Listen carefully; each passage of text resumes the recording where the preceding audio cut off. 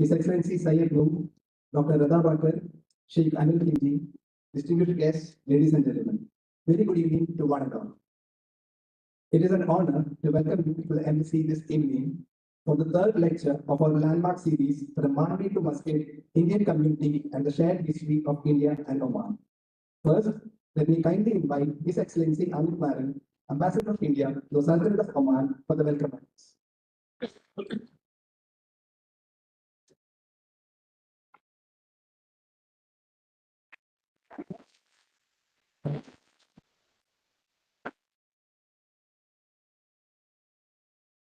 His Excellency Syed Noor, Chairman of the Oman Historical Association, Excellency Shri Mohammed, Sultan Qaboos University, distinguished members of the Indian Omani community, distinguished guests from the Indian community, friends from the Oman Book Lovers Club, Sheikh Anil Kinji, and others who have been associated with this project. Very good evening, Muscat, Salam Alaikum. I'm deeply privileged to welcome all of you for the third lecture of our lecture series. The initiative that we took to this was in two ways: to celebrate and document the incredible history of the Indian, and by doing so, explore the roots of the very fruitful and long-standing historical relationship between our two countries. I noticed when I came here, and for those of you who are joining us for the first time, that while we talk about a lot about the Indian community, the rich history of the community, Muscat in Oman, how our ancestors lived, how they prospered in this land, how they made friends with the Omanis, how they became a part of the Omani society, and how they contributed to this nation's remarkable past half century. Not much is actually written about this history. Dr. Sanyal had edited a wonderful book by produced by the embassy some years ago, but by and large, you find most of this history that we talk about remains foreign. So the idea that we came up was to try and see if we can document as much as possible this history by reaching out to all the scholars who have done work on this topic the world over. And that is the genesis of how this effort began. And while doing so, we also thought that each lecture should also feature one Indian family, one Indian Omani family, to come and document their oral history. And that oral history can be something as mundane as their previous homes in Mathura, the first car that the family owned, family photographs, the schools they went to, because this is all history. We think this is part of our life, and this is probably not important. But 100 years down the line, this is the history that we are passing on to our succeeding generations. So I'm very happy that it was shaped up very well. We have had two very well attended, well produced, well delivered lectures by Professor Radha Bakar, first lecture, and Dr. Chaya Goswami from India, second lecture. And curiously enough, we hadn't initially planned Dr. Sanjeev Sanyal as part of this lecture, but I had read his book many years ago. And if you read his book, which will be available some of you, when I read the book, in this book, the very third page, he thanked somebody called Ramesh Kinji. At that time, I had no idea who Ramesh Kinji was. Today, Ramesh is a dear friend. And at that time, I had no idea that I will end up in Muscat. So I had read that history with a lot of curiosity, because it is a very differently told story of all the communities across this body of water. So when I was in India for the preparations for His Majesty's visit, I just had a whim that why don't I approach Dr. Sanyal, and maybe in his busy schedule, he will spare a few hours for us. So I went and met him. I gave this idea to him, and he obviously very graciously accepted this idea. And I'm thankful to the Hindu Mahajan community for supporting your visit from India. I thank for taking time off a very busy schedule. He is a rather unusual scholar, combining the very difficult disciplines of economy and history, none of which tend to be very popular nowadays, but both are very important. The actual curious part of the story comes in as part two, because when we started talking about, there is a certain project that Dr. Sanyal is currently involved in, and he mentioned it to me, and I credit it to my convincing abilities that we managed to turn that project into Oman. It was not supposed to be in Oman. Uh, and that, by the way, is the real story of MANDVI to Muscat, where in which he is trying to recreate. I will not give out the secret, that I will let him do in his presentation. But as they say, the grace of Almighty above, it all pieced out very well together. So we are not just going to listen to him from his perspective, the history of 5,000 years of exchange between India and Oman, but you also hear about the project that he is undertaking, which I think is a true manifestation of recreating that brilliant historical friendship that we share among Indians and Omanis. So a warm welcome to everybody once again. I thank each one of you for coming, for your support. The lecture series will go on. We will hopefully have what 5 more lectures over the next 3 months, and then hopefully very soon after that we will hope to collaborate, and with the help of Dr. Sanyal, Dr. Nadan Parker, but I part of the editorial board of this project. We will hope to put together all these lectures in the form of a book that we will release. So my only request to those who are present, please stay with us in this journey. We have another lecture coming up this month, 22nd of February. So please spare a couple of hours for this very important initiative and give us the encouragement, the speakers the encouragement, so that we have a successful conclusion, hopefully. Thank you once again, and we look forward to Dr. Sanyal's lecture. Thank you.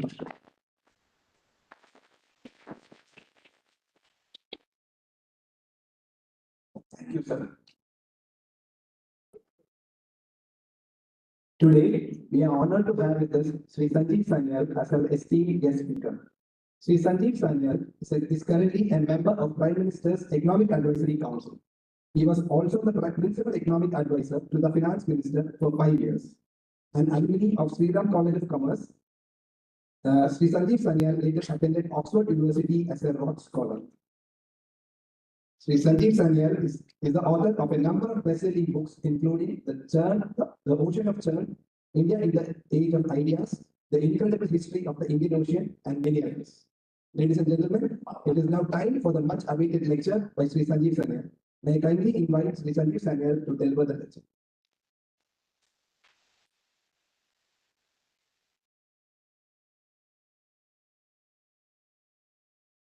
There's a remote.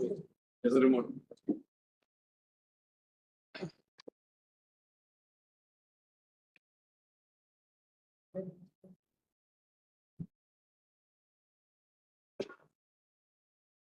Your Excellency, Saeed Mohammed Al Basairi, Dr. Mohammed Reza Bakr, Dr. Mohammed Saad Al Muqaddam, Sheikh Anil Khimji, Shri Kiran Afir. Ladies and gentlemen, thank you very much for giving me this opportunity to deliver the third in this series of lectures. And a special thank you to Ambassador Naran for inviting me to come here today. The lecture that I will give is about 5,000 years of exchange. I have 45 minutes, so that's easy. So what I'm going to do in order to make it tractable, I will sort of deliberately take snatches of time, because I do want to talk to you about the project Ambassador Naran was referring to. But this is a very, very long history. In fact, I've written 5,000 years, it may be much longer than that. This is for which we have evidence. So, India is a country with a very rich maritime past. Well, it shouldn't be surprising, because India, of course, is the only country in the world which actually has an ocean named after it, the Indian Ocean. Now, oddly enough, those of you who happen to have grown up in India will know that for some reason, the way India's history is taught in our textbooks gives you the impression of a landlocked country. I have no idea why this is the case, maybe because our capital is in landlocked Delhi or maybe some other reason. But you are usually taught very little about our maritime history in our textbooks, other than saying, oh, the British turned up and colonized us, and that happened by ocean. Other than that, virtually nothing else is taught. And yet, we have such a rich maritime history, which goes all the way back to the very beginning.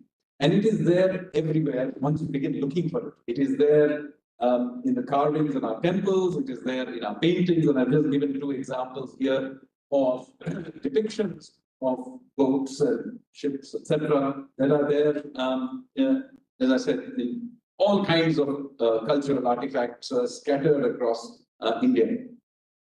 And many of these ships, as I will tell you, were made using a very unique technology of stitching. So instead of nailing together these ships tended to be stitched together, and I'll return to this shortly. Now, in order to go back to the very beginning, let me say that these ports, there was a whole bunch of ports in what is now Gujarat, going back to the Bronze Age. Now, there are lots of these ports. I'm going to tell you a little bit about what was possibly the biggest port, and it may not just have been the biggest port there, it may have been at one point in time the biggest port in the world, a place called Dholavira. Now, it's on this island that you can see, and on the extreme left, you can see the citadel of Dholavira. Now, the odd thing about this port is that if you looked it up in a map today, it would look that it is far inland. Because although you can see it's a port, all around it, actually, what is there is salt flats. You can't actually sail through it today at all. So, how is it that a place which is far inland in the middle of a salt flat turned out to be a port, and such an important port? In fact, why do we even build a settlement where it is today? Because it's extremely difficult to get to it even today with all the modern technology. The reason for it is 5,000 years ago, Gujarat did not look anything like what it does like today. So let me show you what did the map look like. It looked like this. Because you see, climate and sea levels have been changing over thousands of years. This was also true of the past. We may be going through a phase of climate change today, but remember, climate has changed many times in the past. So depending on which point in history you're talking about, the sea levels were up higher or lower than what they are today. So you went back 10,000 years ago, the sea levels were a lot lower than what they are today. But in 3000 BCE, that's 5,000 years ago, sea levels were several meters above where they are today. And as you can see, what you see the Gujarat, which is the Saurashtra Peninsula, was actually an island. And Kutch was also an island. And since sea levels were higher, all the area, you can see Dholavira over there, which is now England, was actually surrounded on all sides by waterways. It was also, by the way, the estuary of 2 major rivers. One of them was the Indus, which is even today sort of there, although as recently as the 19th century, it moved westwards, more towards Karachi. But as recently as the mid-19th century, it used to flow into near a place called Thatta. Some of you may even be aware of this place. And another river which has completely dried up called the river Saraswati. So this river Saraswati used to sail from, or used to flow from the Himalayas through what is now Haryana, through what is now Rajasthan, into what is now Pakistan, and then back out into this drainage area. And the climate was much, much wetter than it is now. So it was full of, as you can see, an estuary, there was fresh water, and there was plenty of trees, foliage, etc. This is the landscape there is now very, very dry, only a little wetter than Oman, but it was actually full of, it would have looked much more like the Sundarbans 5,000 years ago. Which explains one other strange thing about the civilization, the Bronze Age civilization. We now call it the Harappan civilization. Some people will also call it the Indus Saraswati civilization. And this civilization has a lot of depictions of animals, including on seals. And in those seals, you never see the lion. Today, Gujarat is famous for its lions, but in none of those seals do you see a lion, but you see plenty of tigers. Why? Because this area was wet. Tiger is a wet country hunter, whereas a lion is an open country hunter. So 5,000 years ago, this place was so wet that there were no lions here, it was full of tigers. And rhinos, which is also a wet, the Indian rhino is a wet country beast. So this is what it looked like. Now, what about the maritime activity?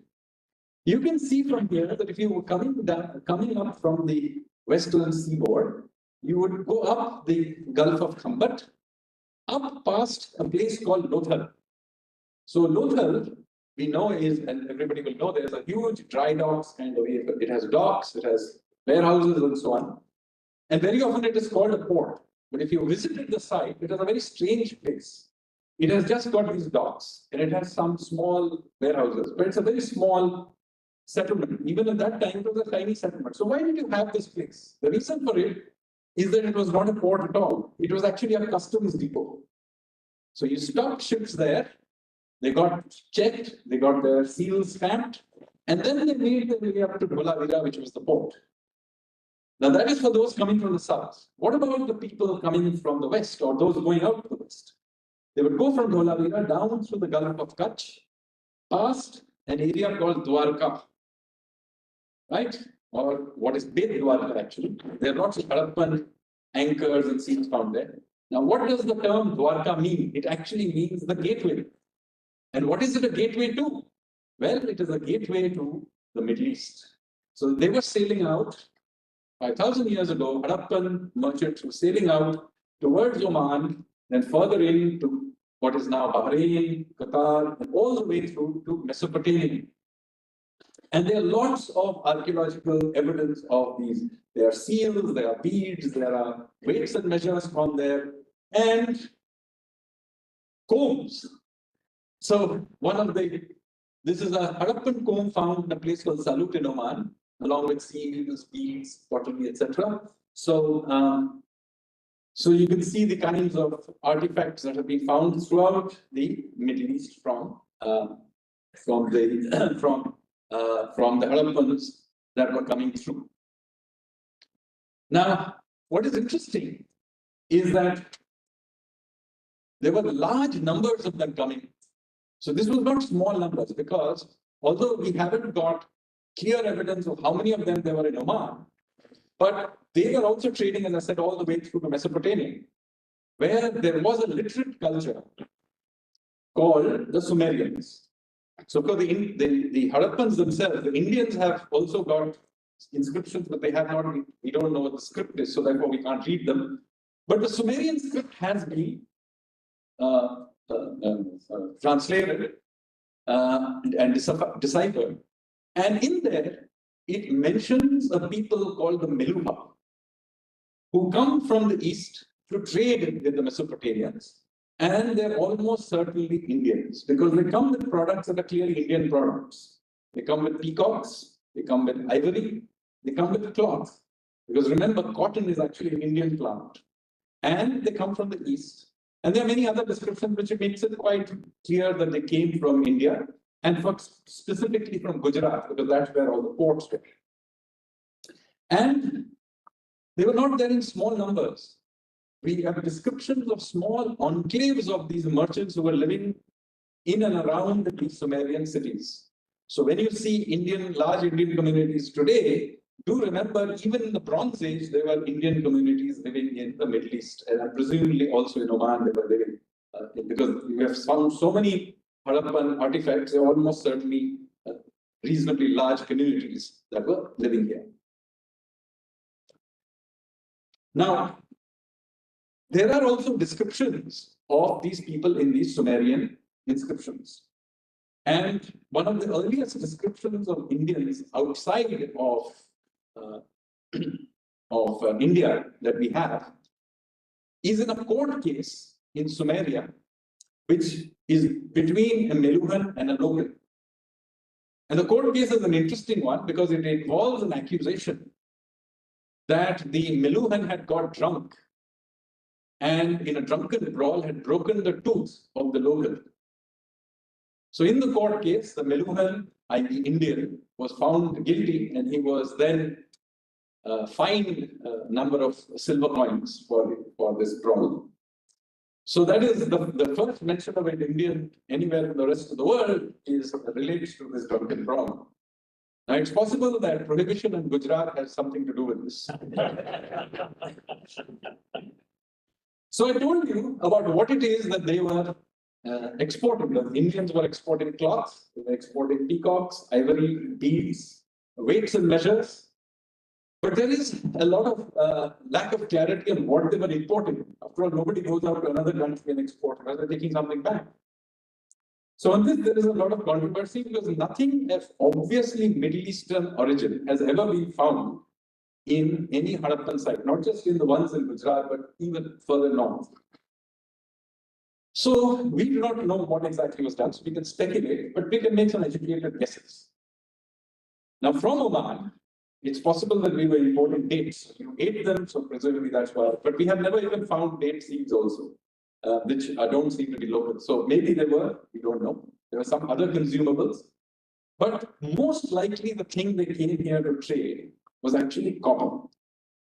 And there are several ancient copper mines from that time, which are described in a place called Magan, which is the old name for Oman.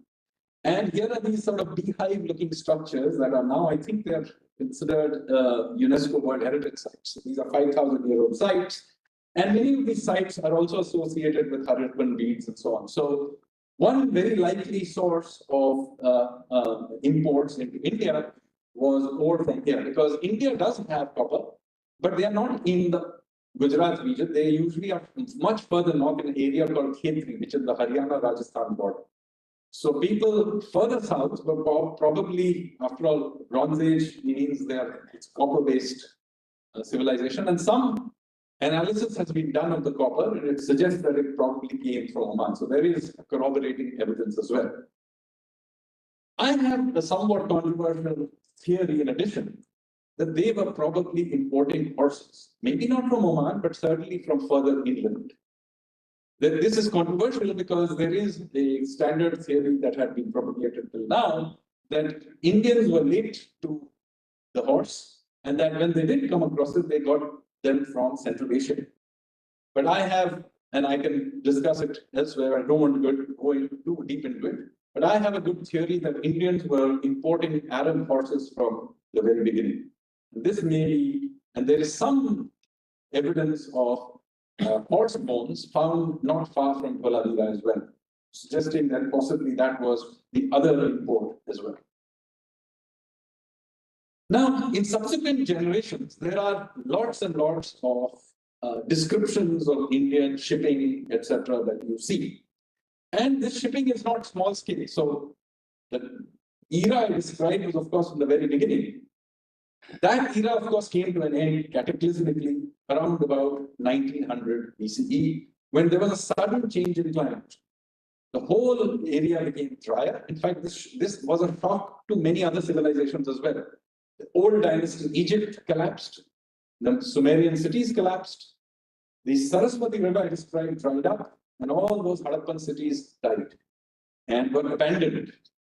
And the people who lived there scattered, and in fact, that scattering is one of the major events in Indian history that triggers Indian civilization. But trade did not end. There is trade that continues to happen, and you have descriptions of these huge ships that were being built. So here are some descriptions from later times. This is Ptolemy from 100 AD, and he says that Indian shipbuilders built a fleet of around 2,000 ships, each capable of accommodating 1,000 troops, horses, and vast quantities of supplies. So these are not small ships. These are modern-sized ships. 1,000 people is still a large number even today. Marco Polo says in 1300, ships so large in size with a crew of 150 to 300 men. So that's just the crew. So you can know how many people were on it. Propelled by oars and sails with multiple decks, with over 60 cabins of merchants and cargo holds, and the ships were divided into bulkheads, which were fastened interestingly by iron nails. So I want to make this clear that while stitching was a dominant technology, certainly by 1300s, they were also using nails. So it's not that they didn't know about nailed ships. Niccolo Conti, 1400, says ships weighing 1,000 tons and 5 sails were being sailed. And then you have Santo Stefano in 1450. I'm mentioning only the ones from before the arrival of the Portuguese into the Indian Ocean region. And he says timber of the ships was stitched together with cords and sails. So both the nails and the stitching were used certainly by the 1400s. So, but the reason I want to tell you that these are not small ships. These would be considered serious sized ships today. And it is important to remember this. This is what our forefathers were capable of building. And there are ancient texts which also mention how these ships were built. I'm going to mention one of the major ones. It's called the Yukti Kalpatalu, which was written by a 10th century king called Raja Bhoj. It's quite well known in Indian, a lot of Indian legends about him. And he created this book, which he talks about many other things as well, but he also mentions shipbuilding in fair detail. And he tells us about the sizes of these ships. So he tells us that there are two types of ships. One is the normal ships, Samanya or ordinary ships. And there are Vishesha ships or specialized ships meant for special uses. And he tells us the big difference between them is the length to breadth ratio. So this is quite interesting. He says the normal ships tended to have a length to breadth ratio of 1:4. 1:4 ratio. And he says that these ships were sub-classified according to size, mostly into these names. Shudra, Madhyama, Bhima, Chapala, Patala, Bhaya, Dirgha, Patraputa, Garbhara, and Manthara. They're in size, so some of these ships were enormous, clearly. And then there were these special class or Vishesha ships, which were all sea-going. And they were sub-classified as Dirgha, Unnata, and so on and so forth. Some of them had cabins extending throughout the length of the ship. Some of them had cabins in the middle, some in the forward. But it is quite interesting that some of these special ships, how thin they were and long they were. Now, this is quite strange, and I don't, because if any of you are involved in shipbuilding, you will realize these had a 1:8 ratio. Now, that's a really thin, long ship. So how they manage the stability of this, I don't know. Because the ships that we will build now have a ratio of 1:3.3, which is closer to what is the ordinary ship. So we don't know how they build, but we know their lengths and size because he tells us about it. So he's got a classification. So here is the big curve, which is length is 32 cubits, breadth is 4 cubits. And height is 3 cubits. But then the very big ones is 176 cubits. That's a really enormous ship. I'm sure they weren't very common, but still the fact that you thought in these kind of, and his breadth was 22 cubits. So these are the enormous ships that were there. Now, how were these ships being built certainly in the medieval period? And what were they doing? So these Indian ships at least were a part of a, so I described right in the beginning the Bronze Age, 5,000 years ago kind of situation, where they were basically trading between Gujarat and the Persian Gulf area. But certainly by 1000, which is 3,000 years later, the Indians had certainly mastered much of the Indian Ocean region. They were sailing everywhere. They knew by now that the monsoon winds could be used to go back and forth. So one of the things about the monsoon winds, which is unique, is that it flows in one direction for part of the year and exactly in the opposite direction the other part of it. Why this is important is because it allows you to go out and then use the winds to come back in the course of 1 year. So using that, they were sailing, and they were not just sailing into this direction, which is westward, they were also sailing eastward.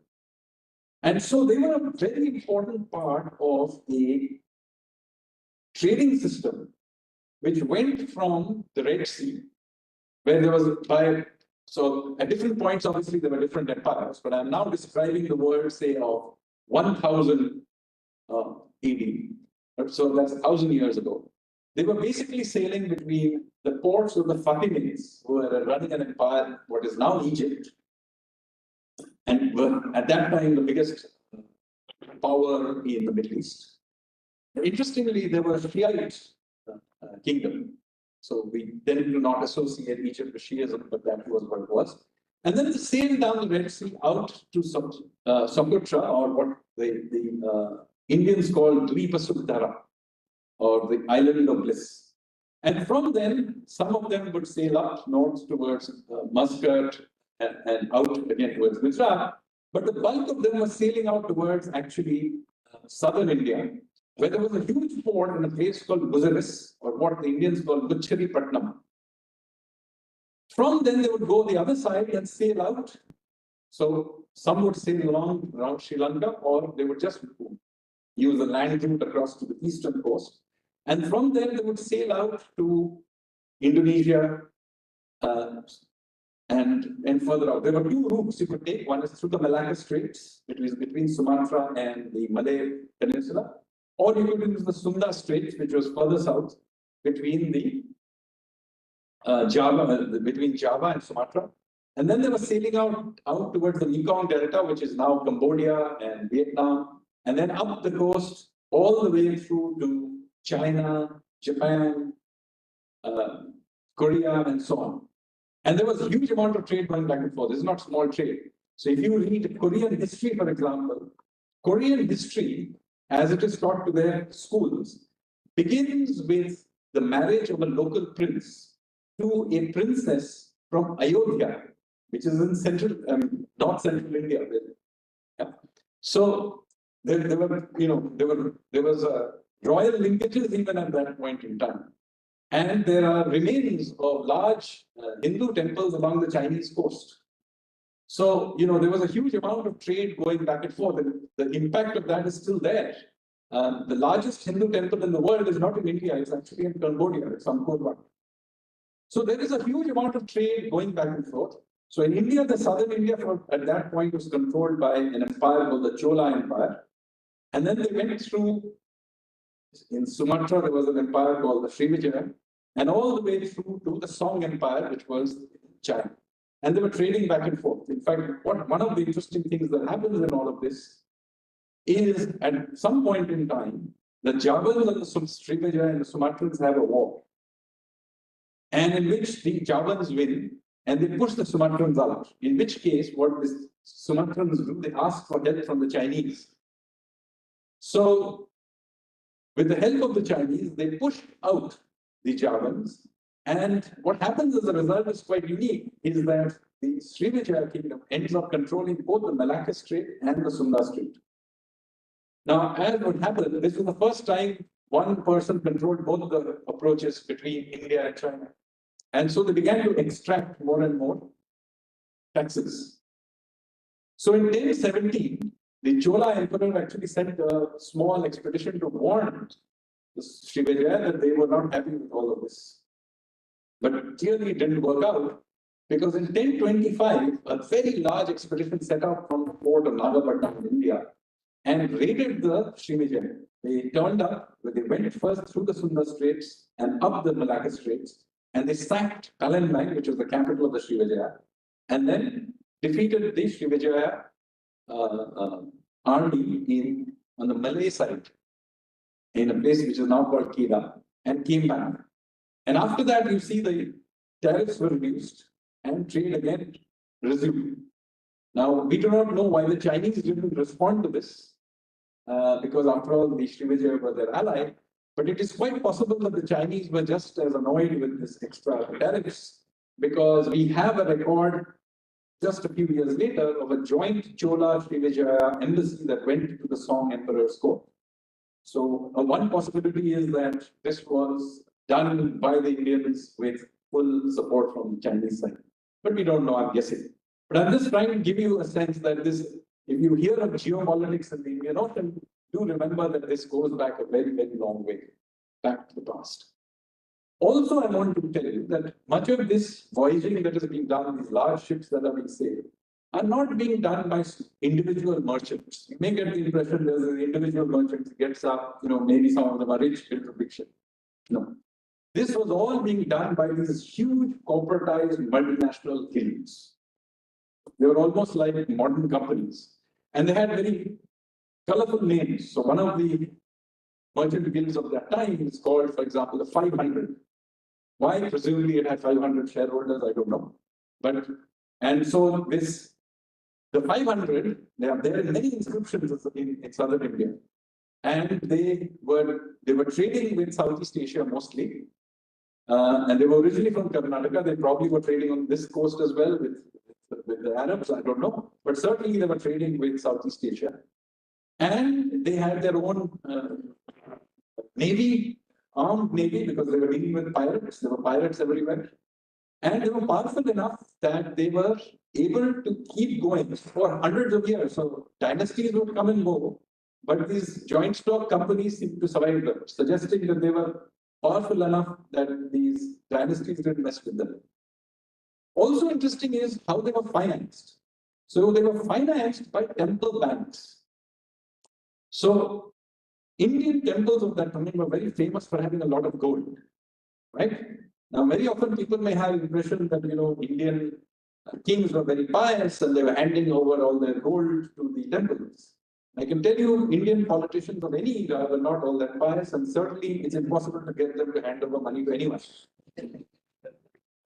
So the reason there was such a lot of gold in Indian temples was because they functioned as banks. So all these voyages were actually the venture capital of it came from these temples. So that is how all of this, and I believe even into the 19th and early 20th century, Gujarat, there was a link between the merchants and the mutts, which carried on till relatively recent times. So this linkage between temples or religious orders and financing is a very old one. Now, this world that I just described also blew up. Just like the first one died of climate change, this may also have something to do with climate change in an indirect way. What happens is around about the end of the 1100s, early 1200s, climate warms up suddenly, and particularly in Central Asia, there is a huge warming of the steppes, and the population of horses and human beings explodes out. And as a result of which, there is a massive expansion of these Central Asian tribes, the Turks, the Mongols, and so on. And they basically spread out across the world. And all the three empires that I just mentioned, and three hubs of this trading system, which are the Middle East, India, and the Chinese, get destroyed by steppe people. So the Mongols invade and destroy the Chinese Song Empire. The Mongols also raid, people forget, the Middle East, and they sack Baghdad and destroy the economic systems of this place. And they push out the Turks who then invade India and cause mayhem in India. So the world that I just described also ended in a major shock. Now, after this system blows up in this way, it slowly begins to creep back and come back. The role that is played in this phase is partly by the Arabs and also by the Persians, who had also have a maritime tradition. But interestingly, by the 1400s, a new group of people turn up, which is again completely forgotten in our history. It's actually the Chinese. Between 1400 and 1433, there is a large number of these massive Chinese expeditions that are done into these areas. And it's in fact led by the most stranger people, a Mongol origin Muslim eunuch called Admiral Jangha, who leads these grand voyages of not of exploration, because these routes, as I told you, are very well known, but they are of projecting power. And these ships that they bring are huge. They are of the sizes that I mentioned, possibly even bigger. They were 5-6 times the size of what Christopher Columbus and Vasco da Gama and all these people were using. And they were very modern, they were very advanced for their time. They visit Arabia, they visit India, they do all kinds of geopolitical things as well. They try to replace the king of Sri Lanka. They do a lot of maneuverings in this part of the world, and effectively they push out everybody: the Indians, the Arabs, the Indonesians, who, by the way, they're quite a seafaring nation. And for a while, if you had come in, say, 1440, if you had told me, who is going to dominate the world for the next, somebody is going to dominate the world for the next few hundred years, you would have almost certainly guessed it was going to be the Chinese, because they were far in advance of everybody else. But what happens in China is quite interesting. What happens is that the Ming Emperor dies, and a new Ming Emperor comes to the throne. And he comes to the throne backed by the Mandarin, the Confucian Mandarins, the bureaucrats, the Confucian bureaucrats. And the bureaucrats look on the eunuchs as their rivals. And remember, Admiral Jannah, he was a eunuch. So the bureaucrats decide that these eunuchs are a threat to our power base. So they do what all bureaucrats would do under the circumstance: they switch off the money. So the Chinese are never defeated in any naval battle, but their ships all rot in port. And the records of their great voyages to the Indian Ocean are actually suppressed so well that only in the 20th century that the importance of these great voyages of Admiral Jangdar are rediscovered. So it's only in recent times that we have rediscovered the importance of these voyages. So this leads to one of the great lessons of world history, which is always be scared of bureaucrats. Now what happens is that suddenly, by the 1860s, the Chinese have disappeared from the Indian Ocean because of this. And there is a vacuum. And for a little while, it looks like the Arabs will reclaim this territory. But just as they're about to do that, a new power turns up, which is the Portuguese. So in the 1490s, suddenly Vasco da Gama makes, and you know all this story, he turns up, he goes around the Cape of Good Hope, he turns up in East Africa, which is, at that time, there's, of course, the Omanis played a very important role in that coast by this point. And he finds his way through India. Now, one may wonder, why is it that the Portuguese, who were a tiny country, even in the European context, they were a small country.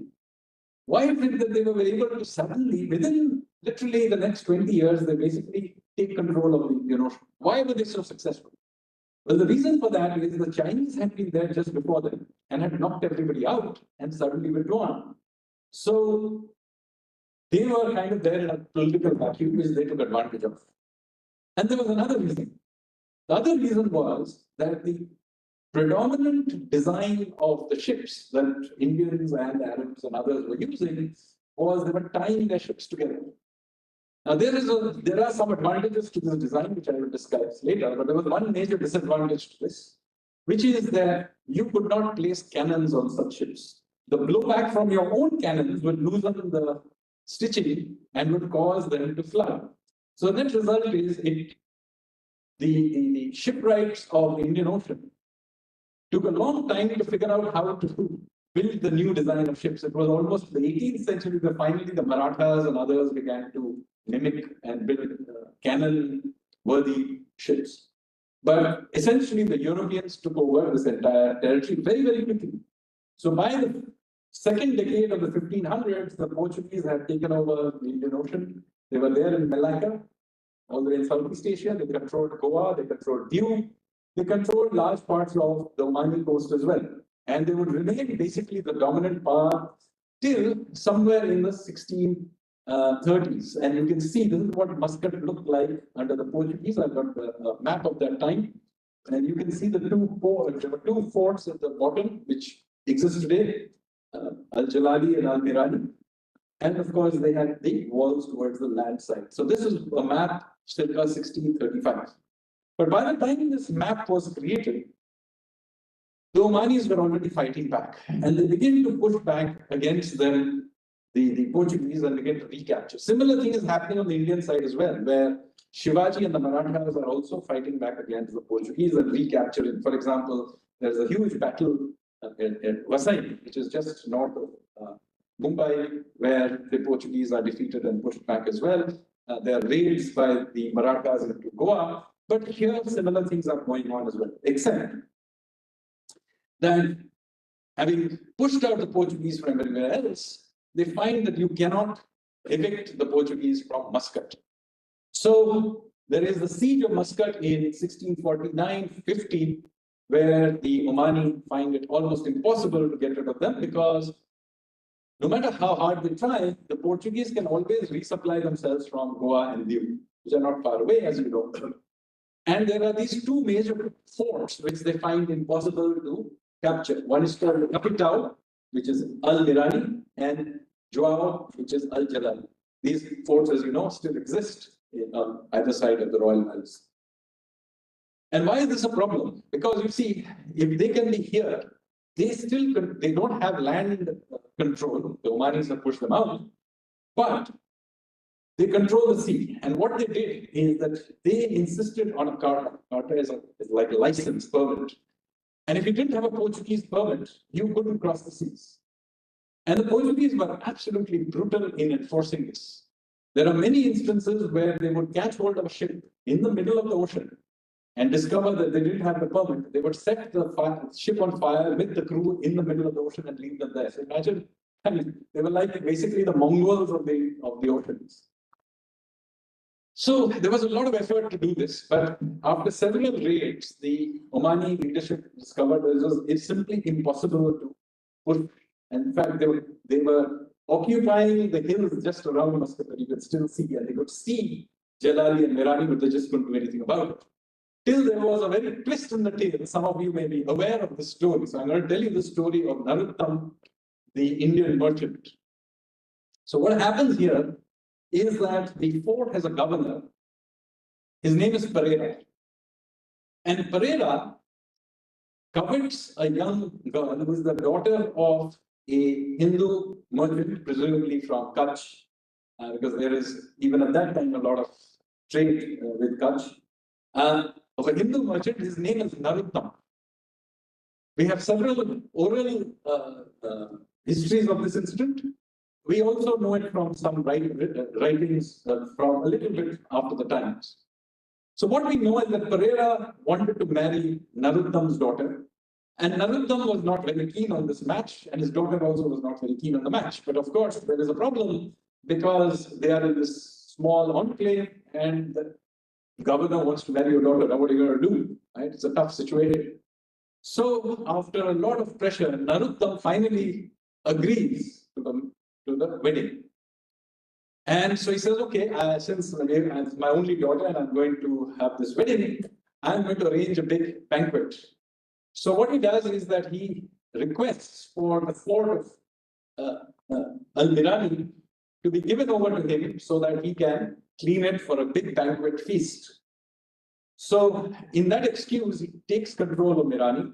He clears out all the supplies, including gunpowder, food, and everything, and then informs the Omani leadership. And so with the fort, without any provisions, is attacked, and the Portuguese are unable to hold it. And of course, it is captured, and that is how Muscat is said to have been captured back by the Omanis.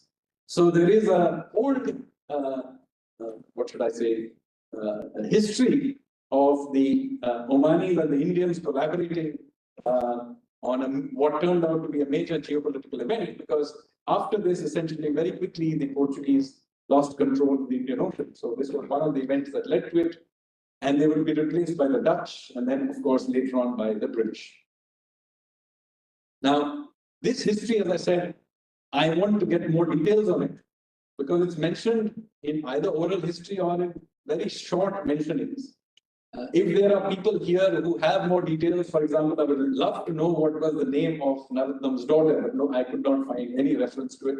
If there are any family histories which mention anything about this, I would love to write the story out with more detail, maybe even make a Bollywood film out of it. I mean, just imagine, it's such a good story, right? It's got love, intrigue, war. But meanwhile, I'm now going to talk a little bit about the ships that the Indians were building. So I've given you a long history all the way through to the European colonization period. And I'm going to stop the history here because I know we're going to talk a little bit subsequently about some of the family histories which we'll talk about the colonial period. So I'm now going to take a deviation out, talk a little bit about what did these ships look like. So we have some depictions of it. This is one of the oldest depictions we have, which is a painting of a sail ship in cave number 2 in Ajanta caves, which is in Maharashtra. And you can, sorry if it's a bad picture, I need to get a better picture, but this is what it looks like. There's 3 masts, there are square sails. There is a ship. Obviously, this is a artistic depiction, so don't take it too literally. You can see a man standing there. You can see pots there, which are probably pots of water, carrying water supplies. And you can also see trailing oars. So they didn't have rudders, they had this trailing oars for steering. So this is one of the oldest ships from 4th, 5th century AD. So about 1600 years from now. And the technique that was used, as I mentioned, was these planks would be stitched together. Now, there is a lot of debate on why would you stitch together when you can nail them together. It's a much easier technique. The Indians were aware of other people using nail techniques. In fact, the Indians knew how to make rust-free nails. We actually have lots of evidence of Indians knowing how to make rust-free nails. But for some reason, they were quite reluctant to use them in ship design. They did occasionally, but quite reluctant. We don't know why. So there's a lot of debate about why this is the case. One of the likely reasons is that stitching planks together allows the hull to be a little flexible. Now, why is that useful? Because if you see the oceans that they were sailing, particularly on the Indian side and the Southeast Asia, it's full of reefs and atolls. You know, you have to go past, for example, the Lakshadweep, Maldives, all these kinds of reefs. And you're sailing, remember, at the height of the monsoon, because that's, you're using those winds. So it's a rough seas, and you are sailing into these reefs and atolls that you do not see. Now, flexible hull has the advantage that if you crash into one of those reefs, the ship does not completely fall apart. It develops leaks, so it's a problem, but it does not fall apart. So one of the things may have been that although it's less efficient in various ways, there was this benefit that you had a chance in low tide to somehow fix it and try to get out. So maybe that is one of the reasons they did this. But anyway, this is the technique they used. And this technique has slowly died out, except it is still used to build very small boats. So if you go to, there are a few areas, even today in the Indian coastline, where small fishing boats are stitched together. I've shown you some examples of the stitching. You can see the planks are stitched together. Unfortunately, this technique is now rapidly dying out. So now they are using fiberglass or other material for building the ship. So this technique of stitching together the boats is now rapidly dying out. So, having seen what this was happening, I thought that before this technique completely dies out, we should actually attempt to build a big ship using this technique. Now, the problem is, of course, while the technique is alive for building small boats, nobody has built a really big ship using this technique for a very long time, at least in India. But there have been some recreations in other parts of the world, particularly in Oman. So here are some stitch-ship attempts from the past. Here is one called the Sohar from 1981-82. This was a construction based on the tales of Sinbad. It's a 8th to 9th century design. There's another one from the Jewel of Muscat. Many of you almost certainly familiar with this. Done in 2008-9. This is based on the reconstruction of 9th century Belitung shipwreck in Indonesia. Then there is a Gyptus, which is actually a Greek ship. So in the Mediterranean also, in the very early bronze phase, they were also using stitched techniques. So it's not just purely the Indian Ocean, although they switched later on by Roman times to using nails. And then there's the Al-Hariri boat that was built more recently in 2013. I think this is also this is based on 13th century manuscript in Iraq. But I think it was built in Oman as well, if I'm not mistaken. I'm not sure. So here comes the plan that we have, which we are now trying to do. So we want to recreate an ancient ship. The idea is It will give, we want to build an ocean-going ship. So an ocean-going ship like this has not been built for generations, but still there are a few shipwright families who have retained at least many of these ideas. They have traditions still which are alive. Many of these measurements and so on, the rules of thumb, are remembered in the form of various rhymes. So those are still remembered, even though they're not building big ships. So, but before they forget it, we need to do something. So the idea was to try and revive this cultural maritime history. It also gives us a good sense of monsoons and equatorial currents and how Indian technologies were being used at the time. And very importantly, get a sense of a pride in Indian maritime heritage, which, as I mentioned to you, very oddly for a country that has such a rich maritime past, we don't really celebrate it, say, in the way you celebrate it here in Oman. So here is what we are doing. So here is what are the materials that are used for building the ships. So one is, of course, there are different kinds of wood, including teak and various other kinds of wood, and they're tied together using coconut coir ropes, which are soaked in coconut oil. Right? Then, once you have stitched it, I showed you some stitching, the holes are then filled using resin, which is called kudrus. So this resin is put in, soaked in fish oil.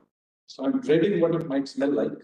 And then they use some limestone powder and so on to fix the whole thing. So they're using, we of course have needles, we need kudrus, resin, which is a natural gum, fish oil and limestone powder, and red brick pigment. And what we did is we got hold of the shipwright, who happened to be an Indian, called Babu Sankaran. So Babu Sankaran, who happens to be from Bebur in Kerala, was the person who built the jewel of Muscat. So he's still around, he's quite an old man, he's still around. So we managed to contact him, and he's going to help us build this ship. So the first step in all of this is to lay a keel.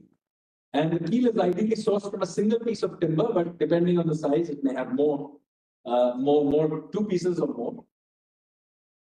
And then you have to do something which is to bend the wood. So how is the wood bent? Because in stitched ships, you see, you're not doing it, you do it the opposite way of how you build other ships. See, other ships, you build a frame, and then you nail it together, the hull onto it.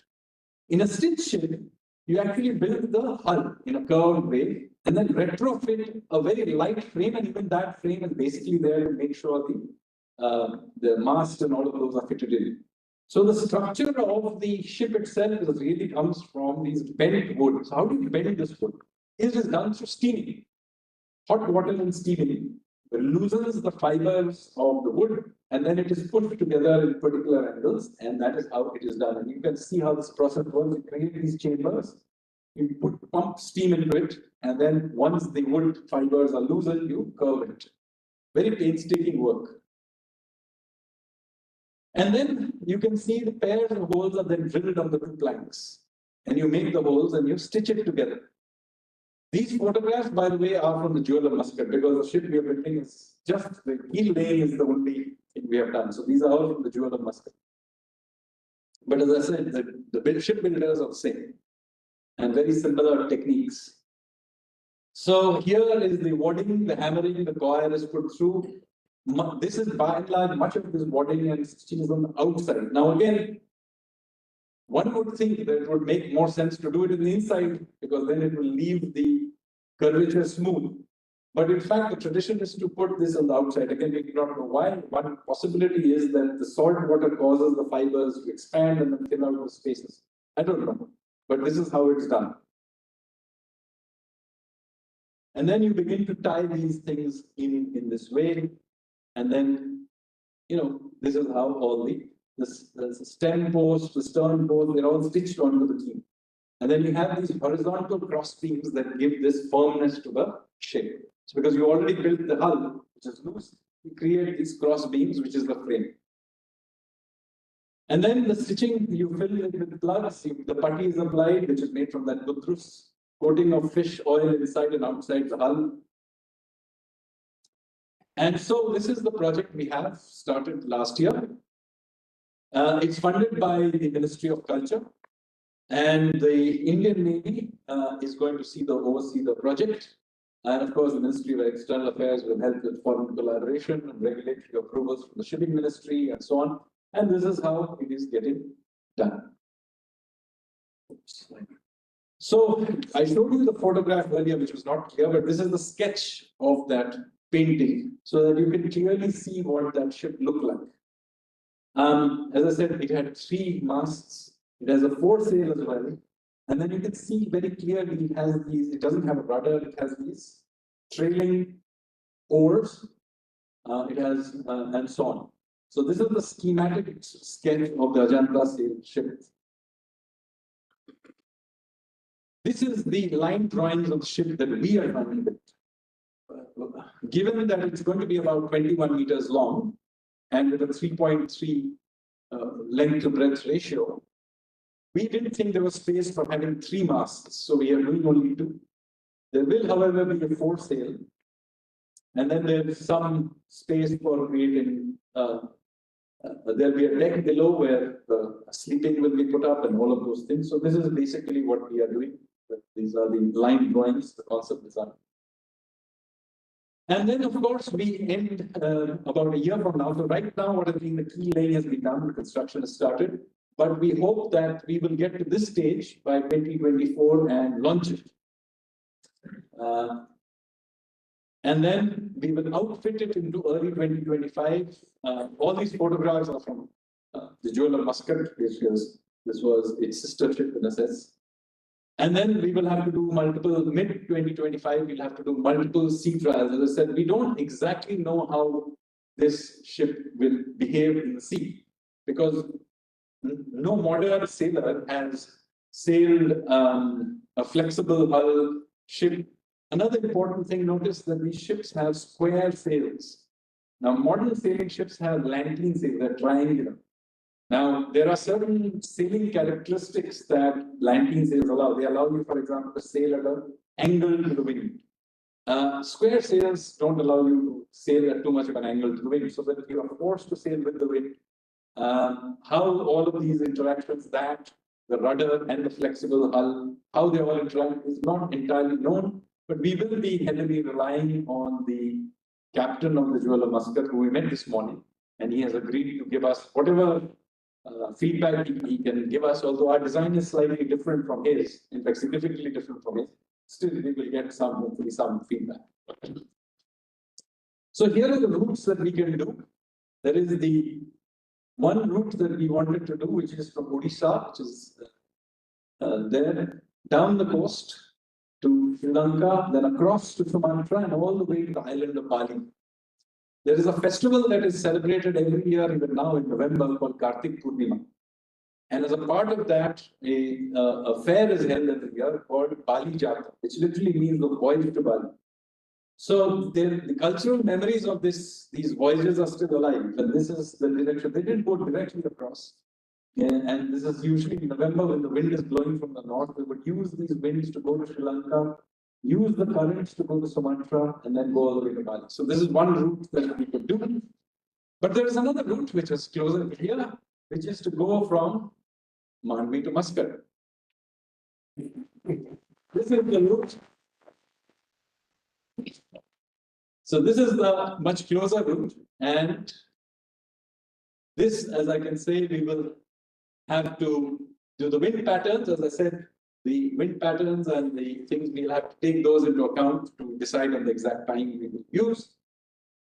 And we have created a replica as well to do the, we're going to do the testing of this ship just to see how the proportions and all are. This is sort of what it will look like. And the good news is that His Majesty Sultan of Oman and His Excellency the Prime Minister of India last month, on the 16th of December, in their joint statement, made the following statement, which is: the leaders appreciated a proposal by the Ministry of Culture, Government of India, to create a maritime voyage of a stick ship crafted with ancient know-how in India. The tentative plan is for the ship to sail from the port of MANDVI, Gujarat, to Muscat sometime in 25-26, followed by further voyages to other regions.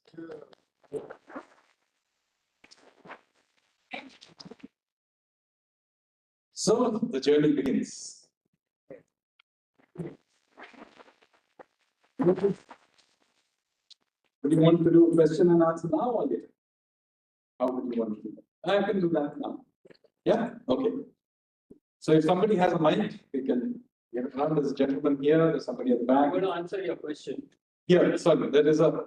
That fish oil which you mentioned, There. Let's hold the mic for a second. I think it's also being transmitted, so you may want. Yes. Good evening everyone. I am Munir Manubhai. My family has been in Oman since 1650. Okay. The fish oil which you mentioned is sardine oil. Okay. I have a drum of sardine oil which used to be traded by my father Okay. and sold to 7 wooden ships in Oman. Okay. I still have the original drum. There were 22 drums imported at that time. Okay. This was in 1993. Cotton. And what does it smell like? So I'm concerned about this. Earlier, it was sardine oil which used to come from India, especially from Kutch. And second was the German sardine oil. Okay. The one which I have in stock, which is still lying as a memory of my dad, is the German sardine oil. The rope that you were mentioning, or which has been shown, is basically coconut feather oil, Yeah. which I used to bind the wood and the sticks which were used there. You can still find some of these craftsmen in Sulu. I also know how the technique of bending the hull was used to be done, because I have met personally some of the craftsmen in Sulu. Okay. Whereas if you want to get information on how the boats work, go to Zanzibar. Okay. Zanzibar, the museum which got burned during COVID, called Highness Salman's Palace, Okay. had a similar big ship, which was maybe 40 meters long. It was kept in the center of the corridor of the palace, and that got damaged. The same replica is in the National Museum in a smaller size. Okay. Whenever you can ask the question, we can discuss later. Sure. My question is, you have just mentioned most of it to Muscat, but most of the penetration into Oman started from Sulu. And sadly, none of the historic work mentions Sulu. Okay, thank you. That's all. Yeah, I mean, I agree that there were many, and I mentioned it because I'm in Muscat, so I mentioned Muscat more than otherwise. But of course, there were other places all along the coast, because in fact, you have to go all the way down to the Yemen coast as well, which was very, very active. The Hadramaut, for example, and of course, and the Sabas, the Sabians, who, by the way, even at that time were fighting each other quite aggressively. So there are, of course, many ports along, and so it really depends on which particular period you talk about. Then you would decide where. Muscat really came to prominence because of the Portuguese. They are the people who gave it. Even the main settlement in this area till the Portuguese came was actually, if I'm not mistaken, Matra.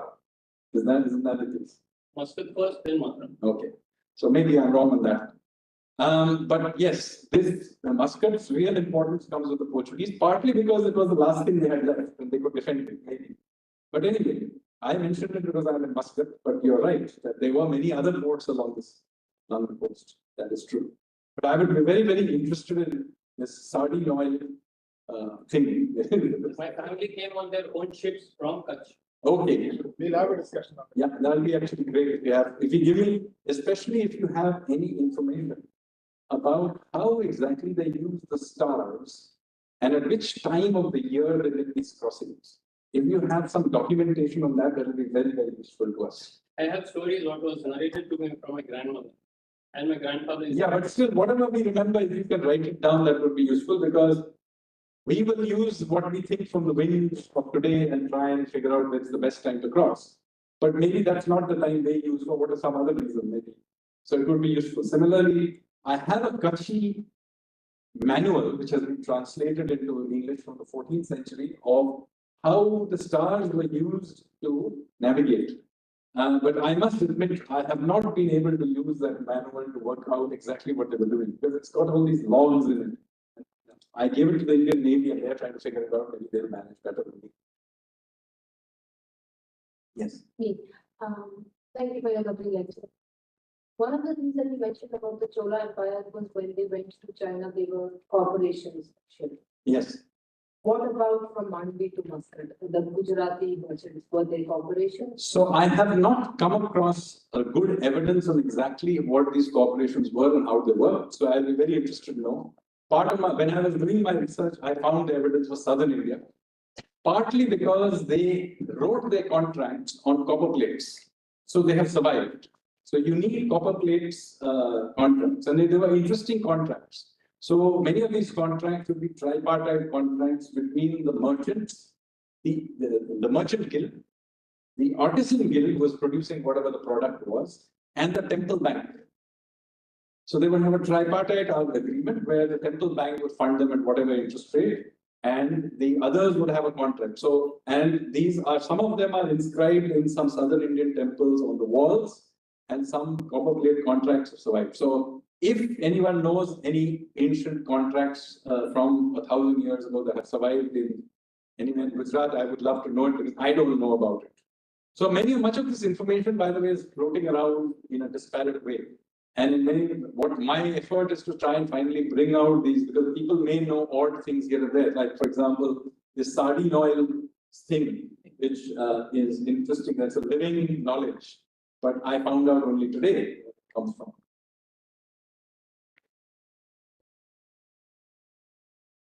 Well, thank you, sir. Thank you, Ambassador, Ambassador, for inviting us. Sir, you have touched upon very important things in your lecture, which I would like not to miss. It is the geopolitics of the region and of the Indian Ocean and the region. And we can draw lessons from history on this issue. You touched upon it in lecture several times. One thing is, if we consider India as the gate to Asia, then we must consider Oman as the gate to India. The second thing, since you are the advisor to, since the Prime Minister, in 1997, Oman, India has promoted the League of the Organization for the Indian Ocean Ring country. Why didn't this develop into a stronger, bigger, and sustainable organization with the guardianship and auspices of India as a regional and power?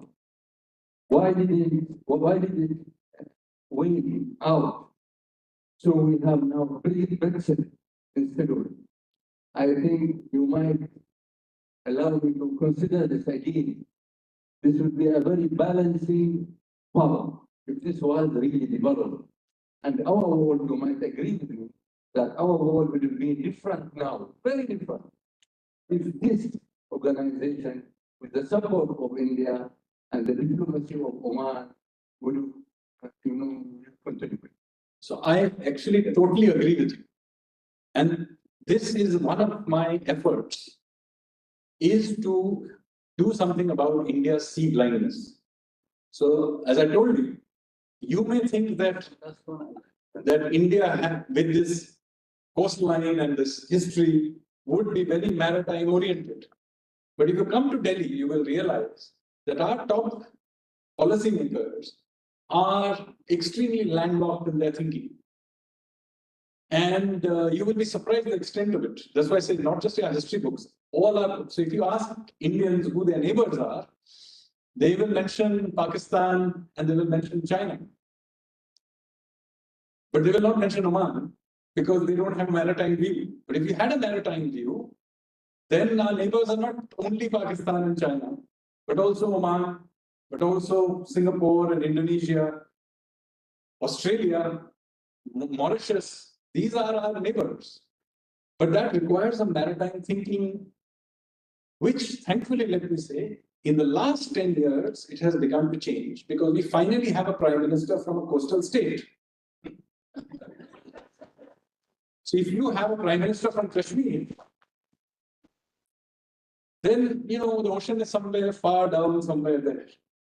But when you have a prime minister from Gujarat, there is no way to miss the fact that you have a coastline. So in the very recent past, we have begun to change, and you may have seen that there has been somewhat greater activity in Iran, for example. We have invested very recently in the last decade in our Navy. So we are now building our own aircraft carriers for the first time. Earlier, we used to import outdated aircraft carriers from other countries. For the first time, we have built our own, demonstrated that we can build it. We now have a fairly good naval capability, and for the first time, we are even using it as we speak in the Red Sea to keep the shipping lanes clear. I think just in the last 6 weeks, we have boarded 8 hijacked ships and freed them. So we do take our maritime worldview much, much more seriously now than we have ever done so. Okay, so now, a soft comment with regards to your project Yes, about the shipping. yes. Many of you here, the Indian community, don't know about a song, relics that is so famous in Oman here Okay. and in the Gulf. And I think the Arab speakers here know it is by Salam Rashid story, which is very much romanticized, and it romanticizes the Indian ships. Okay. And it goes like, yeah, Muscat with the glee, yeah, later you put some fire, it talks about the 2 masts Indian ship. And the relics, you go through it, you see a lot of romance, but you also a lot of appreciation of an Indian ship. So I would love to get hold of the lyrics of this. some of our friends from Seoul tell you about it. It is by Salam Rashid story, and it has spread all around the Gulf area. Thank you so much. Thank you. This is such a great information. Maybe we can make it about the anthem song of this project and inscribe it somewhere. No, I mean, this is exactly the sort of thing that one loves to hear because, I can read all the books I want. But this sort of information I can only get by coming and meeting you. So thank you so much. This is really lovely. And I don't know if Ambassador Town will try and get us. I'm sure there is a sung version of this as well. And we can maybe maybe get 2 singers, one will do it in Arabic and we can get the Hindi translation and sing that as well. Maybe we'll try and figure that out. This will be a fun thing to do. First, I would like to thank. Your mic is not working. Did you hear the sound? Did you hear? Did you hear? No. Is it switched off? Can somebody help him, please? Can you help me? Sound. Oh, thank you. I have to say thank you again for His Excellency Ambassador gave us this opportunity, the lectures for the embassy. And thank you, Mr. Sanyal, about wonderful, interesting lecture about Oman and India. And I like the title about 5,000. I taught American history and they asked students why Columbus discovered America. He thought he want to go to India. He don't know where it's India. And the Portuguese, for the Oman, as you said, from the Bronze Age, you think this relation is back more than 5,000. If you see the Indian community in the Gulf, in Oman especially, the Omani, the Arabs, the Persian, the Baluchi, and the Indian, it is one community in the Indian Ocean. So if you see the relation between Oman and India through the history, it is always positive. We have a good relation, and you mentioned about how the Indian community helped to expel the Portuguese from Muscat, and you said maybe we'll Bollywood and make a movie about it. So thank you about this interesting long history. But my question, you think it is this relation more than 5,000 years? It could be very, very old, and I'll tell you why I think this could be more than 5,000 years. Because you see, I told you the coastline of this area has changed many, many times. The Persian Gulf, by the way, is a very shallow, for an ocean, its average depth is only 30 meters. Now that is nothing for a sea. And even how shallow, 30, 35 meters. And till about 9,000 years ago, it was actually above water because sea level was 50 meters below current levels. So what you now know as the Persian Gulf was actually land. And similarly on the Gujarat side, what I showed you, Saurashtra, etc. islands, but 5,000 years before that, that whole thing was inland because the sea level was so low that Gujarat was not a peninsula, but it was inside the land completely. And that entire area that we now know as Balochistan, which looks all dry desert, was actually grassland. So you are talking about a landscape which is completely different, wetter than it is today. So you could actually walk from Oman, simply walk across to the Persian side, walk along the Makran coast, which was grassland, and reach India. And that is indeed how early humans came out of Africa. They actually walked through Yemen, Oman, across to Balochistan and went to India. And throughout history, they were going back and forth. So there is genetic evidence, all kinds of other kinds of evidence of people moving back and forth. The reason we have this mental image of the Indian subcontinent and the Middle East being somewhat separate zones has everything to do with Balochistan being an impassable desert. If it make it wet and the whole landscape is completely different.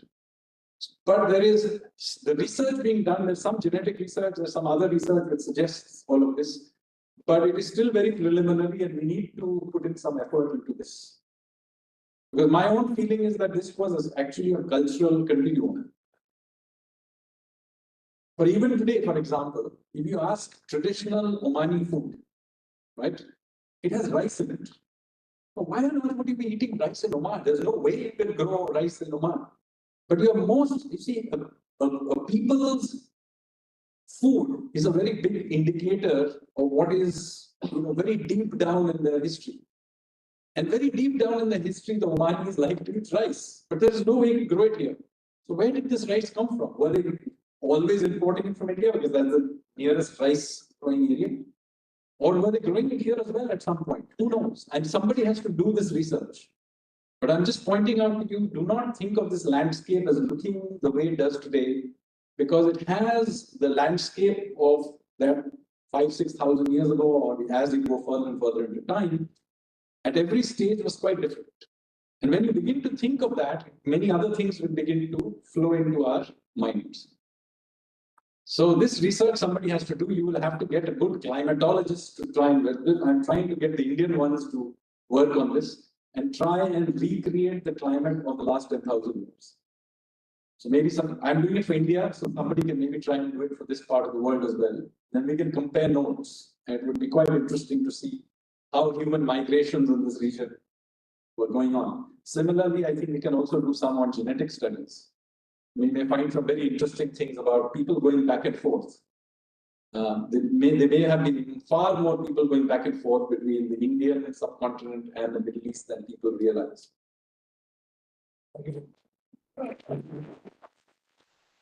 So thank you very much. Can I ask one last question? You did ask for details about the ranking. There was the previous lecture was by Dr. Chaya Goswami, who did mention about the Goswamis of Kutch being the financiers for the entire East African and Muscat trade. So this could be your link to her.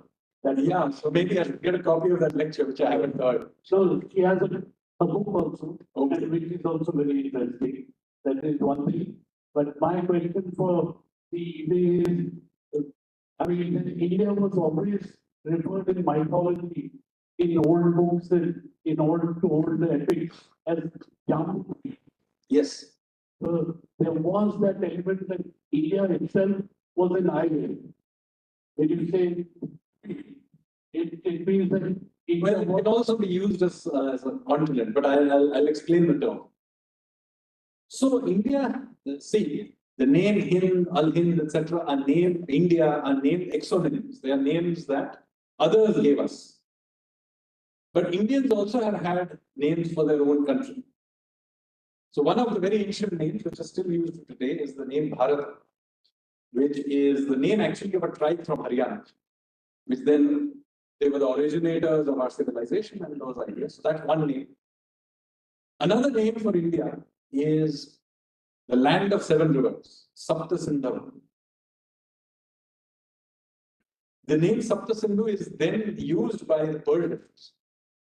And then from Sapta Sindhu it became, because the Persian, ancient Persian used to shift, there was a phonetic shift from Sir to Her.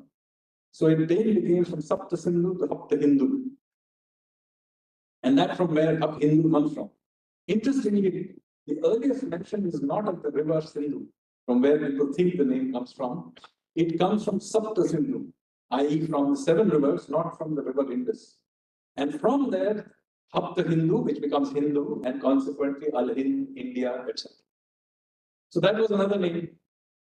Now there's another name which is used in medieval times. So these are ancient names. Then there was a medieval names, which is quite commonly used, particularly in Jain literature, but also in other Sanatan literature by the Buddhists as well, which is the term Jambu Dvipa.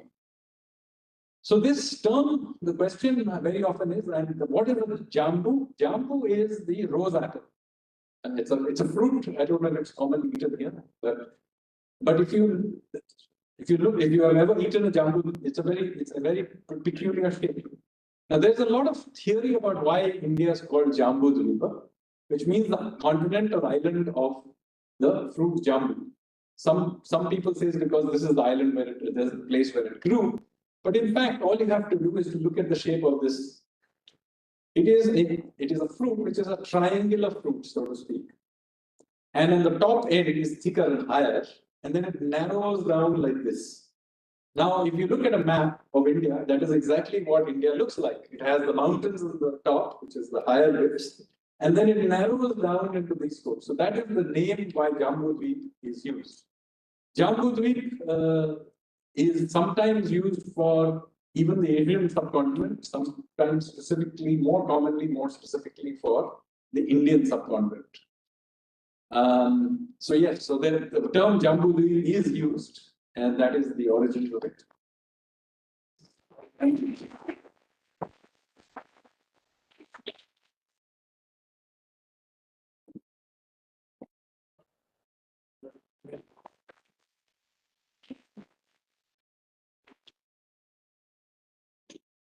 Thank you, sir, for enlightening us with the insightful lecture and very interesting answer.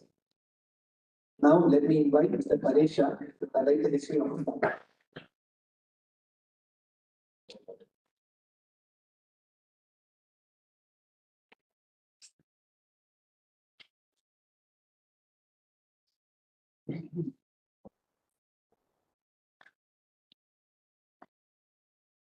Distinguished dignitaries, elders, friends, ladies and gentlemen, wishing you all a good evening.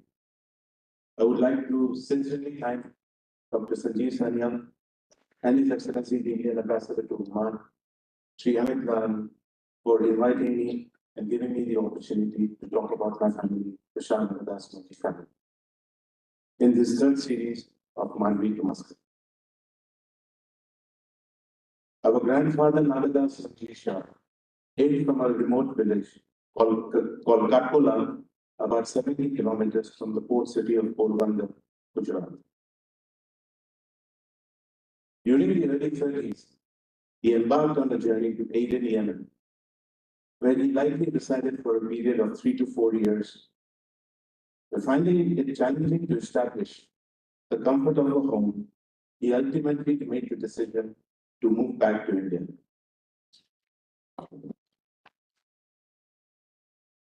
However, on the return leg, the dhow experienced a deadly storm and had to dock in the port city of Muscat.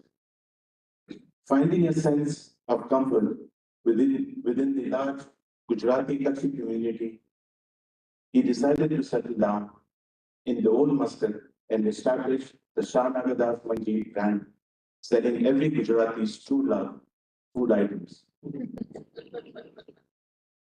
In those early days, life in Oman was very different from what we know today. Yet our grandfather saw beyond the challenges and recognized the potential that this land had. He immersed himself in the local culture, embraced the spirit of entrepreneurship, and gradually built the foundation of what would later become the well-established brand name as we know today, Shah Nagadas. In the mid-1960s, our grandfather decided to enhance the business onto selling durable items like photo goods, kitchenware, linen, stationery, and toys from a small shop in the old Muscat Souk. With the growth of the economy and the hard work of Dada and his sons, Ramni, Ramesh, and Naveen, the business began to grow, which led to the need of a bigger shop. Dada rented a bare four-walled shop from the Baiji Shet family. Like Dada's journey from Pakola to Oman was filled with uncertainties, so was the business journey of growth. To decorate the new shop, my father Naveen went to Jamnagar to order floor tires. On the old dam, the tiles being a heavy load were loaded first at the bottom of the dam. While bringing back our order, the dhow faced a storm on the high seas, and to keep the dhow afloat, the sailors had to dump all other cargo except our tiles, which was too heavy to throw in the high seas. The tiles finally reached Muscat safely, and the newly decorated shop was opened in the year 1968-69 near the Al Alam Palace, Muscat. At about the same time, we were appointed the Kodak distributorship, which started the first order of 5 rolls of Kodak color film. Can you imagine just 5 rolls? Wow. And with this flourishing photo business, during these times, our shop soon became to be known as the Kodak shop by our customers.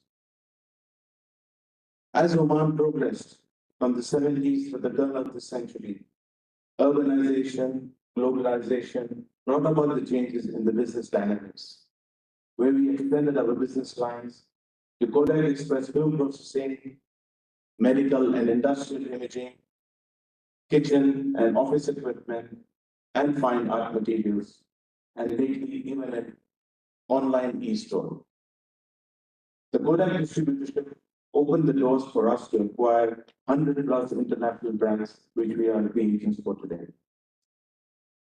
With each generation, the business flourished and became a well-known, respected name in the community. As of 2024, the third and the fourth generation of sons, Anil, Chetan, and myself, Paresh, and Shri, are continuing the legacy. Over the years, the small enterprise has grown into a formidable business, also shaping the destiny of many individuals who have become part of the family. With our family's dedication to quality, integrity, and customer satisfaction, we celebrate our centennial milestone.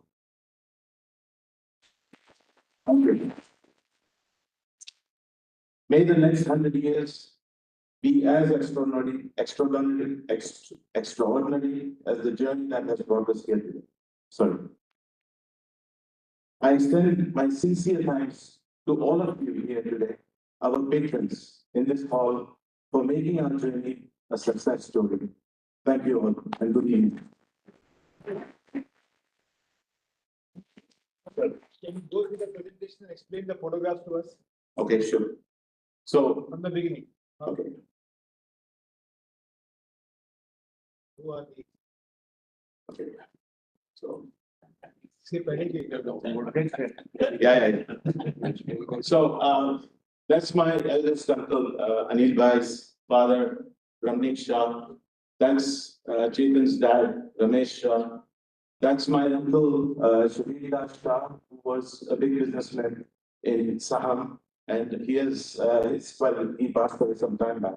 And his sons have now all gone back to India, unfortunately. And I think this is Anil Bhai? Yeah. And that's Jitu Bhai there, right? This gentleman here, sir, by the way, Mr. Rashtrapi Bhai Patel, used to work for the Indian Embassy in those early days, in the 70s. That's okay. Yeah, Yes. okay, this is a photo from old Muscat. I cannot explain more because I was maybe 2 or 3 years old at this time. Indian embassy So- building is visible. Which one, this one? That one is the Indian embassy. And To be the yeah, and I think this is either Damra or one of the other ships. Dwarka or Damra, right? Yeah. But man, I was so small at that time, sorry. And that's my father, and that's Chetan's father, Ramesh Bhai. This is a very old picture, and this was the surprise Chetan I was telling you about. Again, an old picture of Muscat with the 2 forts, Jalali and Milani. I don't think we can see the other one. The Jalali is here, yeah, the Milani you can't see. And one of the ships, I think, Damra or the other one. Sorry. British High Commissioner. This is I think this is the day His Majesty came from Salalah to Muscat in 1970. And this July 1970. Thank you. And this plot of land is the one outside the Ministry of Finance at the moment. And that's His Majesty, sorry, pointed him. But that's my father, by the way. That's just walking on the land there. Okay. So, and as we were in the photo business at that time, so my father was taking pictures of the coronation. Yeah. I think the rest you all know. Yes. And Thank you. thank you very much.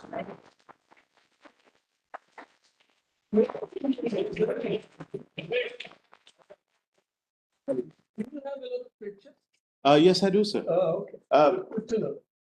By the way, I was once sitting in the shop and these 2 gentlemen, Omani gentlemen, came up to me and said, "Are you one of the family members of Shana Brothers?" And I said, "Yes, I am."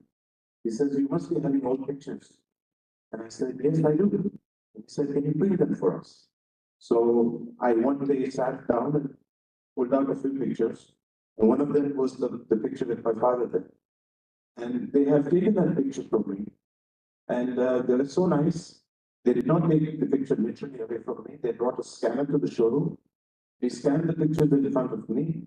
And they gave me a copy and they said, "Wherever we use this photo, we will give you the credit."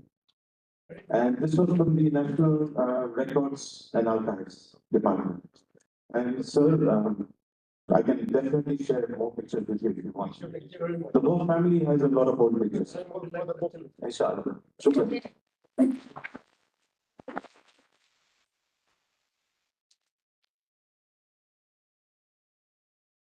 Thank you, Pradeshi.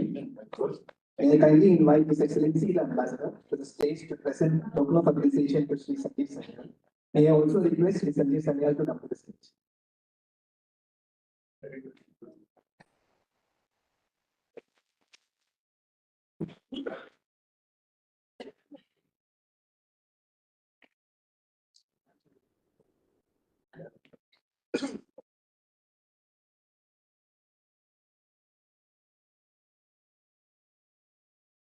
We designed this special. Oh.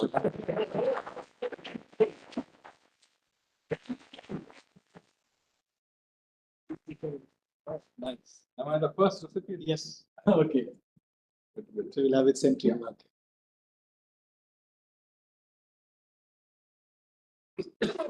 My own doubt. Okay. Thank you. Adding to my collection of ships, yes. Must. Thank you. Dr. Radha Bagar, who was our esteemed guest speaker for the inaugural lecture, to the come to the stage to receive a small token of appreciation.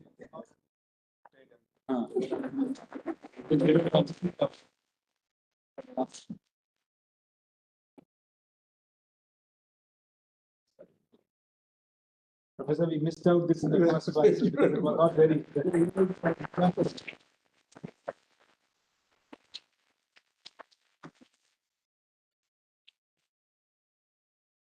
May I also request Paresh ji to come to the stage to receive a small token of appreciation from that.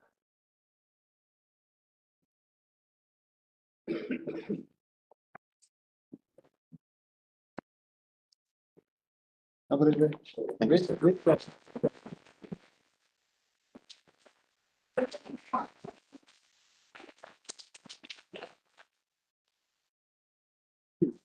I kindly request the dignitaries to be seated. I changed the name of the topic. I kindly request Sanjeev sir to stay on the stage. Okay, I shall come back. Also, the family speakers of our two previous lectures, Dhruv and Varun, will be felicitated by the ambassador on the next lecture. Shri Sanjeev Sanyal is not only a renowned historian and an economist, but also the author of many best-selling books. In the upcoming segment, Ms. Anisha Balji, representing Oman Book Lovers Club, will interview Shri Sanjeev Sanyal. Keep it slightly. Or like At an angle. Yeah.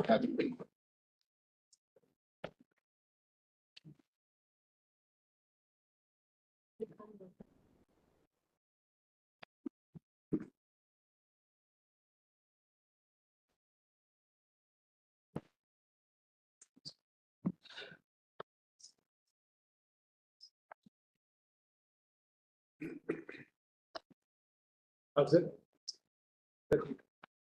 Table man? Table. Ah.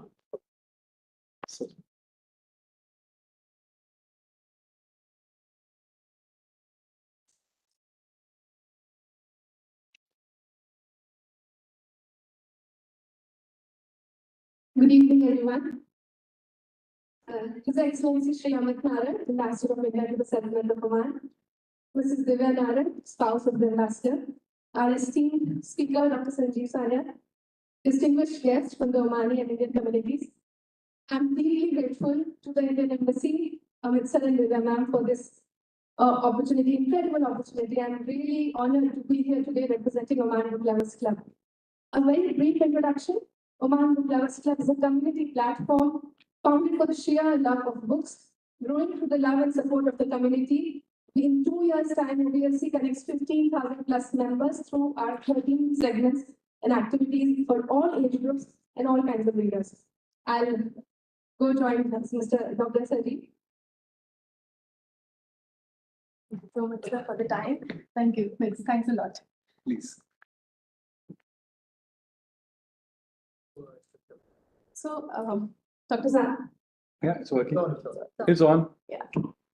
Thank you so And much. by the way, just call me Sanjeev. I'm beginning to feel like an old dignitary. Okay.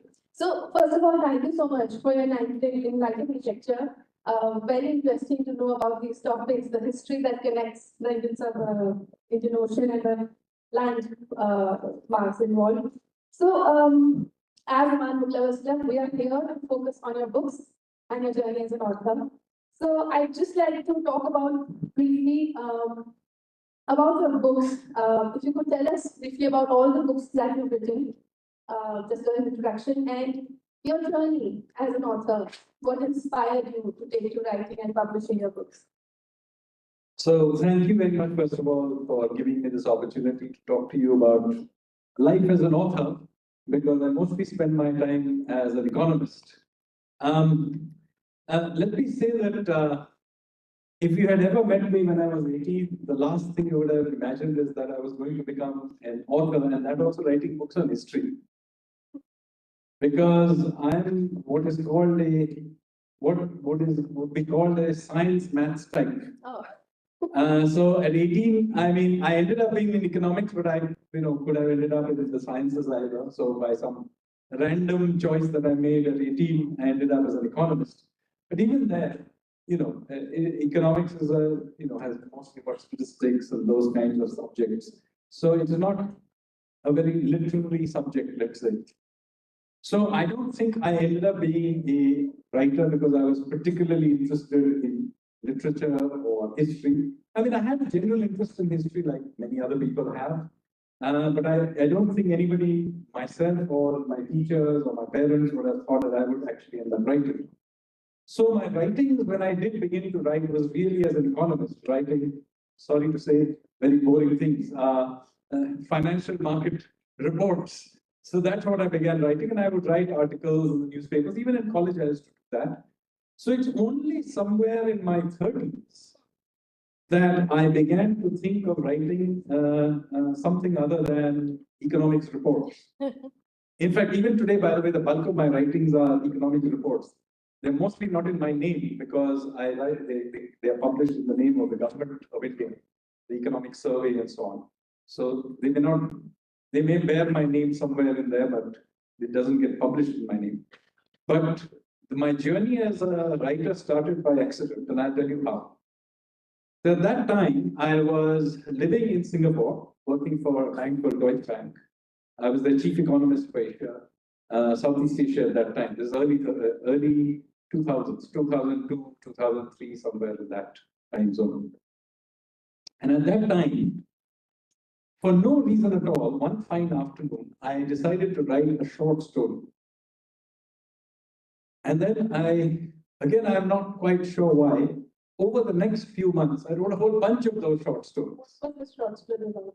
So I don't quite remember. I think they're in one of my books. It's if I have one of my short story books here, it's called Life Over 2 Years. So it's a short story there. I think it was the one, which is a short story called Lake, The Bench by the Lake. If any of you read this, it's a short story about the bench by the lake. And then I wrote a whole bunch of these short stories. So having written a bunch of these short stories, I then thought that, it must be worth publishing. So I knew a friend who knew a friend and so on, who knew some publishers. So I went to various publishers and all of them refused to publish it. It turns out that the single most difficult thing to publish is actually poetry, followed by short stories. Because evidently there are thousands of people who think they are great poets and short story writers. And so publishers are inundated with requests to publish poetry and short stories, and evidently nobody buys them. So net result is publishers basically refuse to publish these two categories of books. So nevertheless, I persisted. So by this time, we have reached 2006. And nobody had agreed to publish these short stories. So anyway, I was doing it anyway for fun of it. So finally, when I reached Penguin, they looked at me and said, look, by this point, I had become somewhat well known as an economist. They said that we don't want to publish your short stories, but we will publish a book by you on any economic issue that, we were willing to publish. So at that time, India was still not a very well-known upcoming story as an economy. But I wrote this book. This is actually my first published book, which is called The Indian Renaissance. It says The Indian Renaissance, India's Rise After 1,000 Years of Decline. Now remember, this is 2000, by the time I published it, it was 2007. This is still not a very popular subject, so to speak. So I wrote this book, and for whatever reason, it became a bestseller. So that is how I ended up becoming a writer. And then in 2008, by this point, I was covering large parts of Asia for Deutsche Bank. I got up one morning and I decided I just couldn't write any more financial markets reports anymore. So I just resigned without telling my wife. She was quite annoyed about the whole thing. And so I moved back to India and went traveling around India with my two boys. By that time, I had two kids. They were quite young. And so I traveled around India for 2 years and went to various places. And the result of those travels was a book called The Land of Seven Rivers, which is the one here. It's a history of India from the perspective of its geography. So it's a history of India's geography. So histories are usually written with, this dynasty came, that dynasty came, those kinds of histories. This is in terms of how cities rose and fell, how India's climate changed, how its landscape changed, how migrations happened, and so on. So this is my second book. Then I got bored with retirement and went back to working for Deutsche Bank in 2011. And while doing that, I decided I'll write a book about the history of the Indian Ocean. Because remember, I had worked before that in Mumbai, I was born in Kolkata, and then I was working in Singapore, as I told you.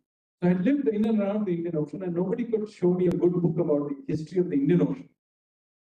So I decided to write this book then, called The Ocean of Churn.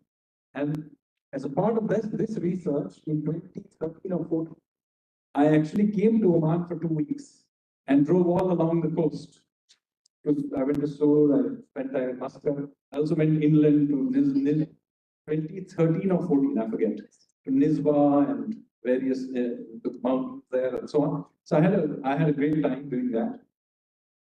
And that both of this Land of Seven Rivers and The Ocean of Churn, both of them became massive bestsellers. In fact, both of them are among the highest selling history books in India, even today, after many years. Now that I had three best-selling books, finally Penguin agreed to publish Life Over 2 Years, which is my collection of short stories, which is what I actually originally set out to do. So going back to the point I was making about your question, my original purpose of starting to write was to publish these short stories. I managed to do this after having become a fairly well-known and in fact one of Penguin's biggest non-fiction writers. Then they agreed to publish short stories. So the moral of the story is, if you want to publish short stories, please publish something else first.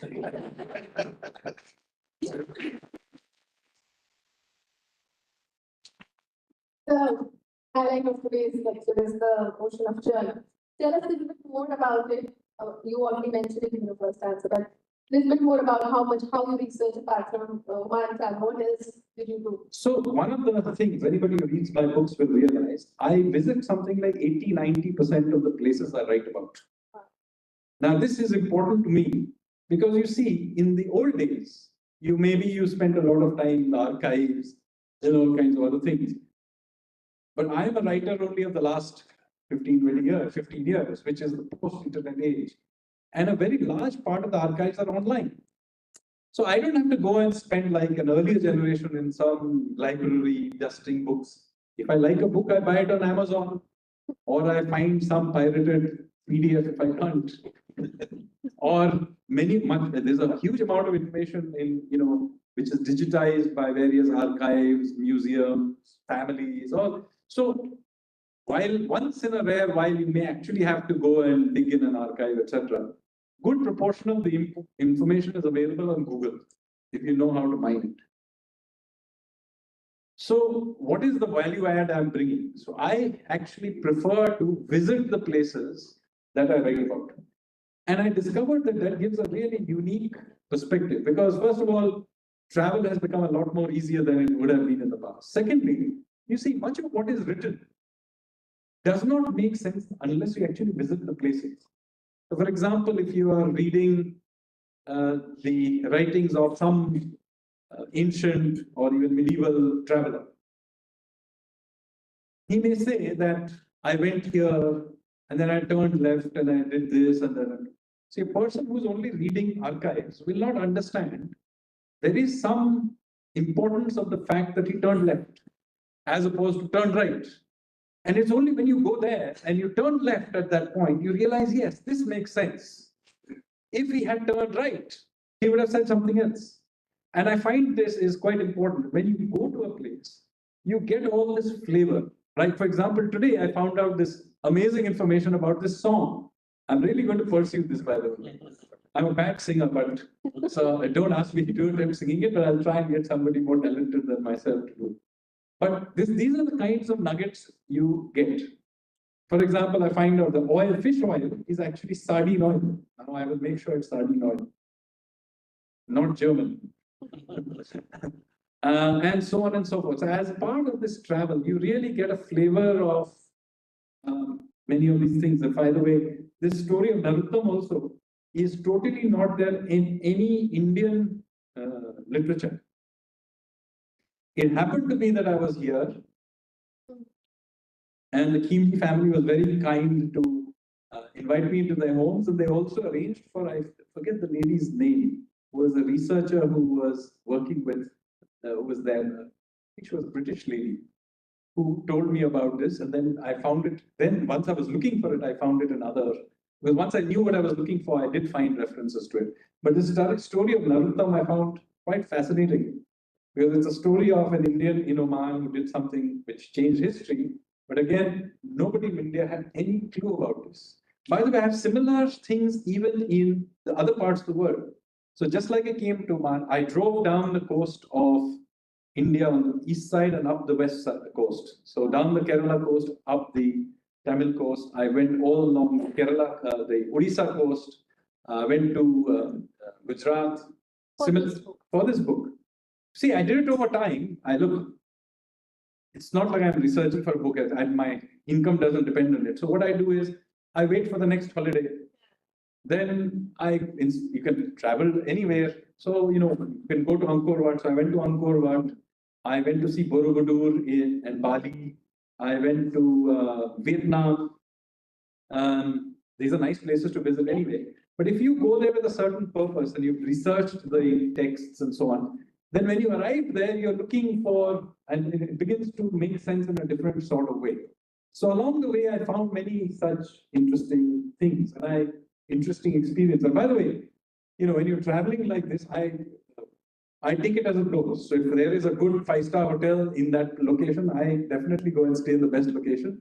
But at some times, you end up living in a tent, or you end up living in strange places. Like in Rameshwaram, I found an old abandoned bungalow of a British era steamship company that used to function between India and Sri Lanka, of a company called Bison, the British India Steamship Company, Bison, whatever, so what the acronym was.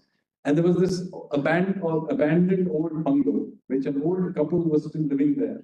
And so I went and stayed there sort of this ramshackle old bungalow this was the New Year's of 2013 to 14, which I spent in this old bungalow. So I've had many fun experiences doing these kind of things. Traveled a lot. Yes. For this book. Yes. How long did you take to write this? 5 years. 5 But I wasn't writing for 5 years. I was researching and collecting materials. See, as I said, one advantage is that I'm not trying to make a living from it.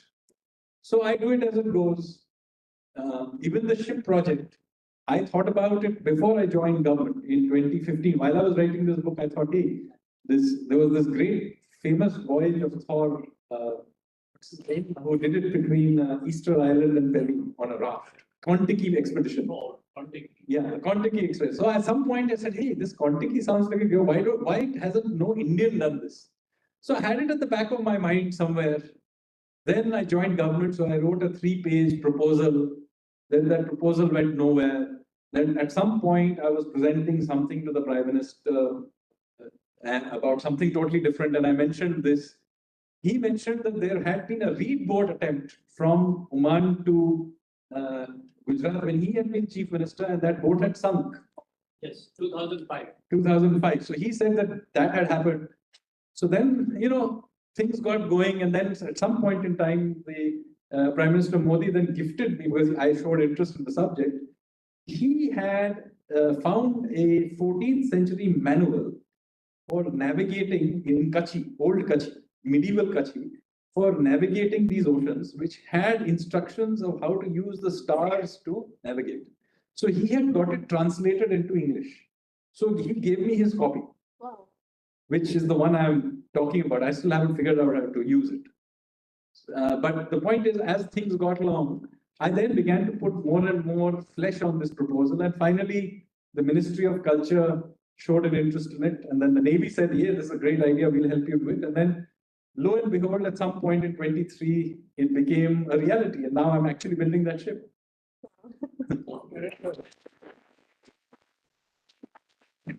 Thank you so much.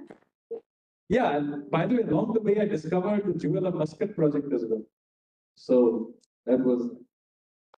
Thank you so much. Thank you for your input, and it's a pleasure to be talking to you today. Pleasure to talk to you as well.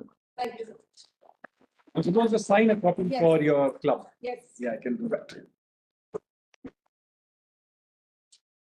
Thank you, sir. Thank you, Nisha. Thank you, sir. What's it, book club? We also have Professor Sanyal with us. So he contributed in our MANDVI to Muscat series. He'll also be taking a lecture for us sometime in early. As we draw towards the conclusion of our formalities, join us for refreshments outside. Once again, I extend my heartfelt welcome and thank you to each and every one of you who joined us this evening. Thank you. And now request members of Oman Book Lovers Club to come to the stage and collect a signed copy of Sanjeev's book.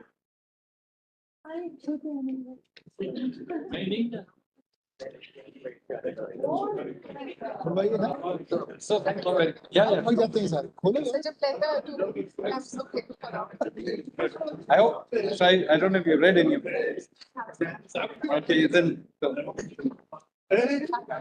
Nice to meet you. Oh, these are all the. Hi, young and lady there as well. Come in front. You come in front.